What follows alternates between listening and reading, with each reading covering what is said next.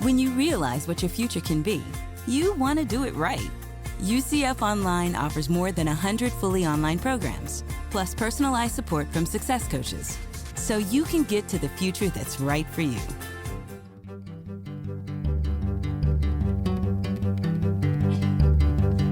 From the University of Central Florida's Center for Distributed Learning and the University of Louisville's Delphi Center for Teaching and Learning, I'm Tom Cavanaugh.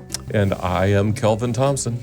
And you, dear friends, are listening to Topcast, the teaching online podcast. Wait a second, I listen to that podcast now and again. Do you? I hear it's good. I hear it from myself. That's what I heard. I heard that. I always joke about, that's what my mom says, but my mom's never listened to this podcast, not once. I don't know if my mom has ever listened to a podcast, but if she listened to this one, she'd be hooked, I'm sure. Sure. Well, we haven't said this in a while, but to aid the hooking of relatively new listeners, perhaps we should say that we do bill this show as a collegial conversation about online, blended, digital teaching and learning conducted over a shared cup of coffee. So there, we've said it. We haven't said it in a while. That's right. So if you're new to Topcast, that's our shtick. Sit over a cup of coffee, talk about interesting things with a colleague, pretend you're like at a conference and you're catching up and having a spicy dialogue. That's what we're all about. And, every once in a while we do hear from colleagues who, don't have a lot of team members. And so this serves as a bit of a virtual seat at the table and feels a little bit less lonely. Well, speaking of virtual, Kelvin, I wonder if you'll indulge me, because you are now, I guess we are now virtual, but yes. You have departed from the location where we used to record this together. Yes. And as such, we today, the day we're recording this, have posted a position to try to somewhat fill the Kelvin-shaped hole. You kicking me off the podcast, Tom? No, not at all. Okay. But your day job at the University of Central Florida, your former position. Yeah, so anybody listening, if you are interested and think it would be pretty cool to work at the University of Central Florida in a really important key leadership role, I would encourage you to check out the UCF job site for Assistant Vice Provost for Digital Learning. Yeah, we'll put a link in the show notes, and I'd recommend it. You won't find better people to work with. Well, except for these that I work with now. That's right. Yeah. But you certainly, you couldn't go wrong. They're great people, great work, great university. Look, it wasn't for lack of that I left. Sometimes you look at things and you're like, well, I think I might be able to make more of a difference there than here, and that was a big part of the reason that we picked up stakes and moved out of state. But it's not for any lack in the work and the team. I'd recommend it. Well, thank you for saying that. I feel the same way about my previous employer. I loved it there. I didn't move to UCF because I was unhappy. It was just it was an opportunity that presented itself. And yeah, hey, we're all happy for you, Kelvin. But we're also grateful that you're helping us spread the word so that we can find somebody awesome to join us. So yeah. Thank you for indulging me on that little shameless plug. So I see all kinds of technology stuff and all that. You have beverage to drink there, Dr. Cavanaugh? I do. You may have seen me pick this up. I'm going with the iced coffee again today. Yeah, yes. Because it's warm for February here in Orlando. What's the temperature there? It's like upper 80s and very sunny. It's lovely, but it's warm for February. It's really nice. Yeah. So, hey, if you're listening to this in Minnesota and you're thinking about you want to be an assistant vice provost. Sorry, last one. Yeah. Way to leverage the weather. We had it was up to 70 a day or two ago here. There were people, students walking around with T-shirts and shorts on, flip-flops. They're like, hey, it's like Florida here. Well, Not exactly, but yeah. But my coffee is warm because it is a little cooler outside. And if you'd like to know, I will tell you that in the thermos, this is a single origin Guatemala Los Volcanes from a local Louisville roaster called, I'm going to try this yet again, Sunnergos coffee. It's kind of taken me a while to get my pronunciation even up to that low level, and I'm still not completely sure it's correct. They actually have merchandise with all the various ways that people pronounce and mispronounce the name of the coffee company. But according to the company's website, the company coffee derives its name from a Greek word first used in the 1st century to refer to relational collaborative service.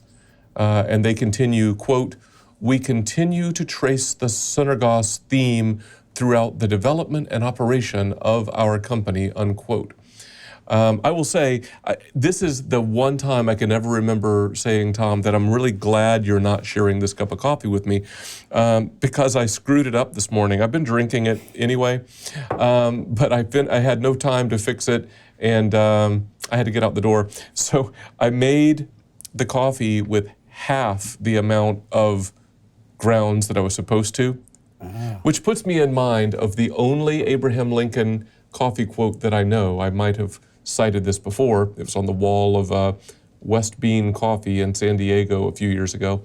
According to the wall on the cafe, Abraham Lincoln once said, "If this is tea, bring me coffee. If this is coffee, bring me tea."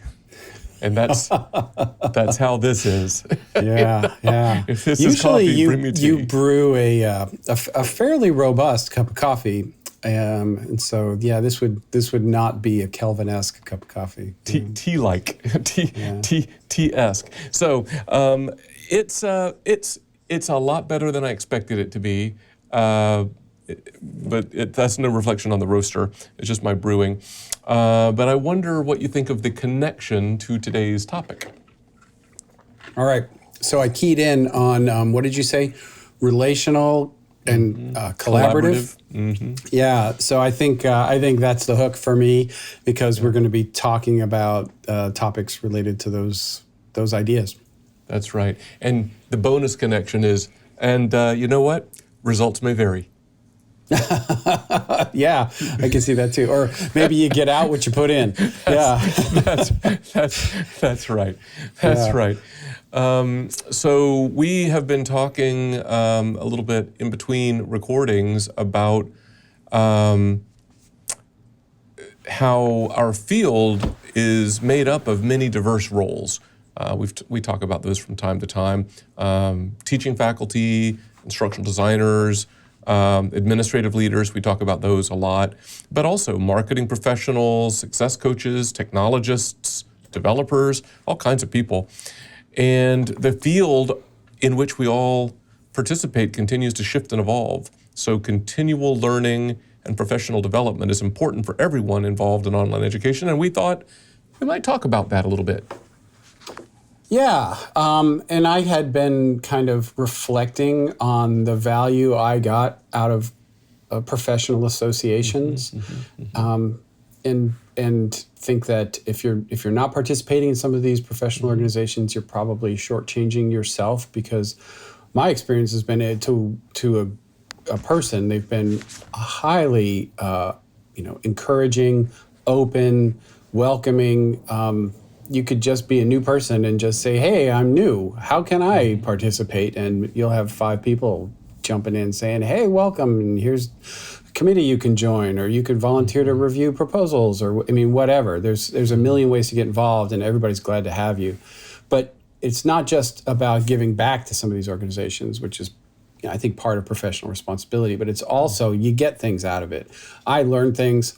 I have, colleagues and friends now all across the country at different institutions, and a network of people that you can call, which I do on occasion, when you have questions or you just want to kind of bounce something off somebody, or you want to have a kind of a private conversation outside of your own institution. I find that really valuable. Yeah, for sure. And I don't know, I might say, I think your point's well taken about professional associations, and I might say that professional associations maybe form the core around which an array of professional development opportunities or experiences orbit, or maybe it radiates or whatever. I mean, so I'll list a couple, maybe we can kind of riff on some of these. So certainly there's formal educational opportunities, formal, semi-formal, whether those are certificates or degrees or micro-credentials. There's that kind of thing offered by institutions or other entities. There's professional associations or organizations we talked about. There's we sometimes talk about the field or the community or whatever. And that emerges, I think, out of the intersection of all those professional associations and roles that everybody's in. But that community field is aided a lot by the professional associations. And then you said the word network, right? Building a network and maintaining it. That also is nurtured by the existence of those organizations. And then maybe formal mentoring, which, look, I guess could happen wherever there are two willing people, but more likely than not, you got connected because you both were part of some association or something, I think. Right. But I don't know, do we want to just center in on some of the benefits of the professional association, or do you have anything you want to say about any of those other constructs? I'll add maybe one other, I don't know, circle in the concentric circles. And that is affinity groups brought together by sort of a shared mission or enemy, as the case may be. So I'm thinking about, the most recent interview we had, which was with Joseph Riquelme. And I got to know Joseph because we were both in similar roles within the state university system of Florida. And besides all the normal things of kind of managing an online unit and trying to look ahead and position your organization and try to secure resources and everything, but we also had the same requirements for state reporting and governance and dealing with our boards and all of the things that kind of only if you're in the Florida system do you deal with, right?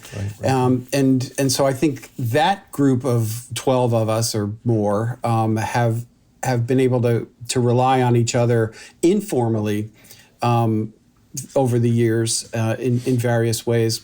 It's not like an official group necessarily, but in some ways it functions as one. And that's been really valuable too. I know that there are similar things within the athletic conferences. So like I know the SEC has a group of distance learning leaders.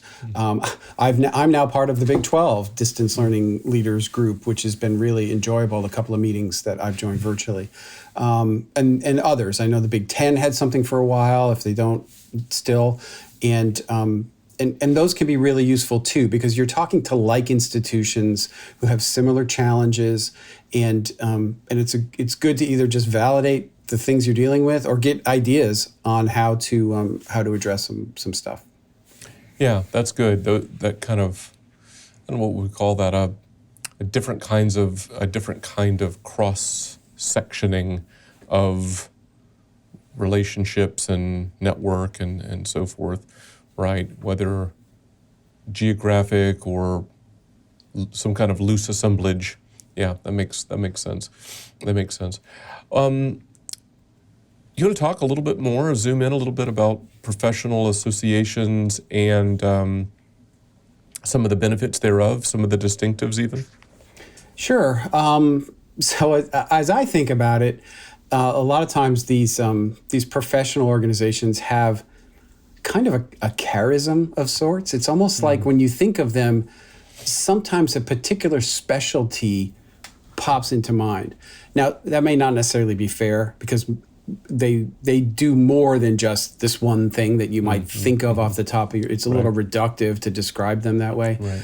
But I do think it's helpful to understand. Well, why would you belong to all of them, like we do, right? Because there's different slices of value. You get more from one than another, perhaps. So if you think about WCET, great organization. They are awesome when it comes to policy. And I think that they're probably one of the go-to places when it comes to distance learning policy. That's not to say that others don't do policy, but I really see them as and that's all they do. That's certainly not all they do. But I do see that as a real strength. I would say UPSEA has kind of carved a lane for themselves in online learning leadership, kind of the administrative colo role. You look at OLC has been very strong for many years in both sort of leadership, but maybe even more so in practice.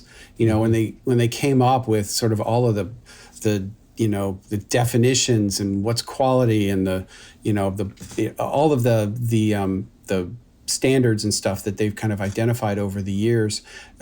It's just OLC makes me think of really effective practice. In fact, they used to have effective practice awards. There's maybe more technical ones like One Ed Tech, and we've had Rob Abel on this show in an interview. Quality Matters, focusing on quality. The EDUCAUSE, which kind of covers maybe a little bit more technical, but leans into some of that same practice stuff when you talk about ELI. And then if you're in a particular role, there might be other organizations that are meaningful to you. So I'm thinking like if you're an instructional designer or you're working in a faculty center or something, the POD network is one where you probably should be a member. And so they all have kind of a place to play in this broad ecosystem. And there's a lot of overlap in the membership, but there's different separate values you can extract from each one of these. And there are more. I haven't listed them all. No, that's good. And I'm picturing, as you're talking, a set of intersecting circles, a bit of a Venn diagram, if you will, of, there are definitely regions where various associations have shared kinds of emphases and yet unique distinctives as well. And you commented that, why would you, be a part of multiple, and it's because of these emphases. But then maybe one of the reasons that you wouldn't do that is, a lot of institutions, there isn't a whole lot of spare budget lying around, and so you pick an organization that you're going to, lean into. And so it is helpful to kind of wring as much juice out of that fruit as you can, I guess. And it's not unlike, I suppose, institutional program offerings, right? You really want institutions to lean into unique distinctives, and yet, if you're serving a community, then there are certain degree or certificate programs that you feel obligated to make available, right? Rather than send potential students away somewhere else, far away or whatever. So it's maybe not unlike that. But I agree, we owe a great debt to all of the professional associations that you named and various other ones that we have not identified, right? You insert your favorite association in there somewhere, dear listener, and write us and let us know what that is. But they do form a bit of the nucleus to that quote unquote fuzzy concept of community that we talk about so often, right? Yeah, absolutely. And I find a lot of value in that community, because it's funny. You'll find this at Louisville. Besides the kind of people on your team, there's no other vice provost doing what you do. Yeah. Right. And so the network within your institution is pretty small for you to kind of compare notes and talk about the unique challenges that you have on your plate. But there's a whole bunch of people out there at different institutions that have that, and so you can form that community and have some kind of trust-based relationships and be a little vulnerable and say, hey, here's something I'm really struggling with. What are you doing at your institution? And I have found that level of honesty has yielded great results. And when people have done it with me, I've appreciated it and tried to honor that and offered, whatever input I have to offer. Hopeful that when I need it, I get it back. Yeah, maybe we take a moment and talk about concrete steps like that. Your comment about reaching out makes me think of a mentor of mine many, many years ago said you really pretty much have to assume that you have to take the initiative, right? Because if you sit around waiting for somebody to reach out to you, you're disappointed a lot, because you're always looking for it and it never happens. So, and just assume that it's on you. And if you assume that it's on you, then, good things happen and you get pleasantly surprised when somebody reaches out. So take the initiative, I think it can be daunting for some who are newer to a field or newer to a role to reach out to somebody. But I find, I'm trying to think if I've ever run across a situation directly or indirectly where I've either experienced or heard that, this person reached out and that person rebuffed them. I can't think of a single occurrence of that ever happening. Most people are very gracious. I agree. I haven't heard that either. Not in this community, not in the sort of online digital learning kind of continuing ed community. Who knows? Maybe it happens in some academic discipline where field. Some senior professor is like, I can't be bothered. But I certainly haven't heard of it in our community. In fact, like I said earlier, I think this is a super welcoming, open community, and they're glad to have new people and new ideas. And as you said, all you have to do is just raise your hand. And there's a space, no matter what level you want to get involved, even if it's sort of at a low level, like I only have time to do this thing, or hey, I want to be on the board or whatever, and everything in between that. I think you've mentioned this before on the podcast, but maybe you still are, I'm not sure, but you were a part of something that had loop in its name. Do you want to kind of describe that a little bit?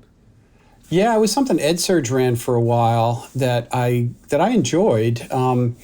It's funny, sort of as an introvert, I kind of went into I stretched a little to say, okay, I'll try this. And it was 30 minutes of unstructured conversation where you sign up and you kind of put like a little Google Doc profile of yourself, and everybody does that. And then the coordinators at EdSurge would connect two people that they thought they'll have an interesting conversation. They don't know each other. Let's put them together. And nobody sat in on it. They just gave you a kind of a platform that you both logged into. So it was sort of a neutral video like this, like Zoom platform. Mm-hmm. And you just had a 30-minute conversation. And I always thought, how am I going to fill 30 minutes with somebody I don't know? And like, what is it going to be? Mm-hmm. And every single time I did it, we were like, looking at the clock going, wow, I can't believe 30 minutes has flown by. Because they were always really interesting conversations. And you didn't have to do it, right? You could sign up at the beginning of the week. And I found that as time went on, I often didn't because I was just busy, because it was always like Fridays at 10 or 3 or something like that. And I'm like, all right, I'm booked, right? I just can't do it. But when I could do it, I did try to sign up. And I had conversations with people literally all over the world, like people in Mexico and across the country, and it was fascinating. And I actually thought it was really good. And I've a couple of connections I've maintained to this day. I asked about it for two reasons, really. One, and thank you. One, we could probably do more of that. I actually did see something in person several years ago that was like that. It might have been at an EDUCAUSE meeting. It was in person. They had like a conference room with little conversational tables, and if you signed up for a slot, you could sit across the table from somebody, and it was catch as catch can. But one, we could probably do more of that. Other associations or individuals setting something like that up. Secondly, though, I remember you talking about that years ago, and I remember contemplating whether I'd want to do that or not. And it was just, I don't know, it was just too much of a lift for me at the time to think about going through the whatever sign-up process there was. It was probably click a button and put your name in, but that was too much for me at the time. So I took on more. And, I made like a Google spreadsheet that I called Kelvin's Loop In Network. And I just started listing people that I already knew that I was having a hard time keeping up with, and just made a list. And the last time that I talked to them and contact info and made a point of reaching out, back to that take initiative thing. And I could kind of keep track of when's the last time I reached out to that person. And sometimes it would land and sometimes it wouldn't, but it was one concrete way of nurturing that network. But it was That's a great inspired idea. by your thing, though. Yeah, it's sort of like stay interviews instead of exit interviews, right? It's Yeah, like, that's right. let me continue to cultivate and nurture my existing network instead of just trying to grow. That I think there's value in that too, and that's probably something I could use a lot of work at. Another construct that maybe not directly applicable, but maybe it's inspiring.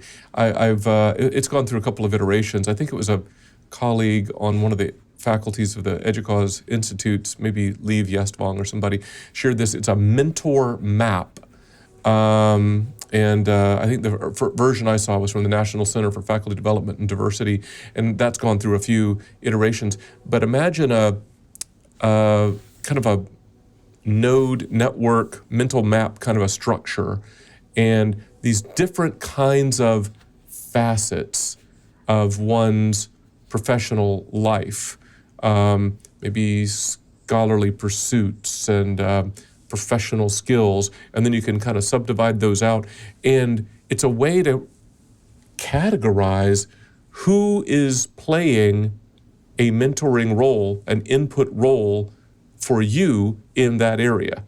And it's a really interesting play. Like if you don't have somebody, then maybe you go look for somebody, to play that role. But the categories that they had, it's more teaching research faculty focused, but it's a starting point. It's an inspirational place to think, well, what should those domains be for me? And do I have somebody playing that role? And if not, where could I go look? And I think that's a good construct as well, a good tool to help.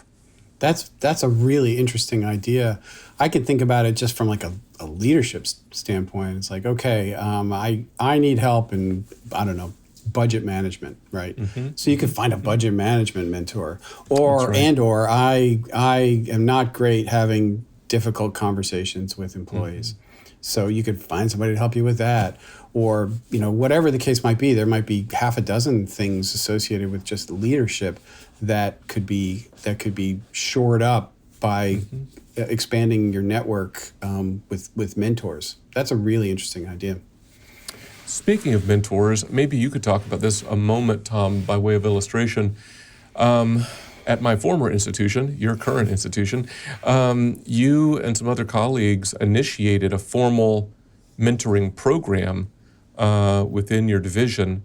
That might be a good way to illustrate a formal mentoring role. Like, what are some of the principles that work there? Yeah, well, credit to Anita Gabbert, who was really the force behind that, and I was happy to support it. And it turned out to be pretty popular, but it wasn't just, although this was a part of it, it wasn't just the sort of formal senior person, more junior person mentoring relationship. I did a little of that with some folks, which was great. But it was also maybe more asymmetrical kind of mentoring, where we had more senior people being mentored by more junior people on specific tasks or skills, like programming PHP or more lateral kind of things, such as we had somebody learning digital marketing from our AVP in charge of marketing for UCF Online. And it turned out to be, I think, really fruitful, because it was a much more of a holistic approach, where different people were getting different things from very different people. And even junior people were having the opportunity to serve as mentors for more senior people, which is a great kind of growth opportunity for them. Yeah, I think that's good. And thanks for sharing that. And I think it just goes to illustrate that everybody has something to offer and everybody has something to learn. Yep. Mentoring's hard. I sometimes talk about passive mentors, right? The people that don't know you, but you know them, and you listen to their podcast or YouTube channel or whatever, or you read their books or their blogs or follow them on social media or something and benefit from them. But what we're talking about here is a more active mentoring role. And it helps it's hard to reach out. It takes force of will. It takes a good match. It's helpful to bound, how long are you going to do this for? Do you have goals? It's not like you're asking to be in a intensive relationship for the rest of your life. Maybe we can say that we're going to do this for, the next 3 months, and we're going to meet monthly, and or something. You have some kind of goal. Those are things that I learned from the structuring of this program that you supported, that Anita initiated. But anyway, those are a bit of concentric circles around kind of the community at which the core is formed by these professional associations. And I don't know, we thought that it would be good just to kind of talk about ongoing growth and development. Anything you want to add before we try to land this plane? No, there's probably more to say, but we've run out of time. I think we've hit the highlights and just really underscore how important I think community is. Well, if you don't mind, I will try to put us on the ground safely. Sure. With no parachutes. So I will try to sum it up thusly. As online education professionals, we are in the business of promoting access to lifelong learning experiences.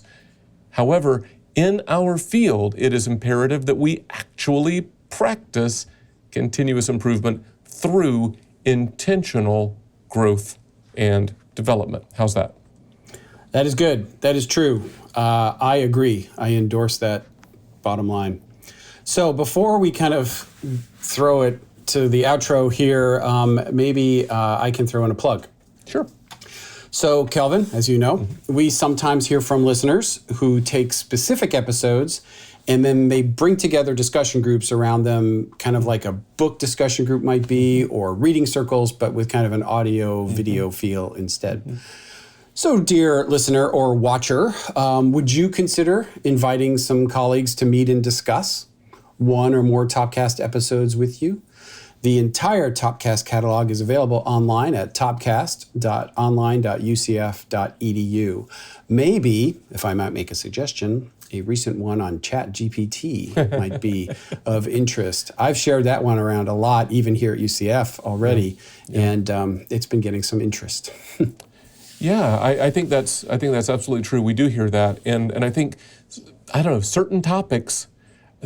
I see two things. I see sort of topics du jour, like a ChatGPT. It gives a springboard, right? It gives a little bit of focus to a conversation, and then some things are more perpetual topics, perpetual themes that you're trying to form a foundation of, or something. You maybe have one or two episodes on that, and you kind of it starts you on a trajectory. I've seen both people talk about, and yeah, we'd love it if you would make use of that.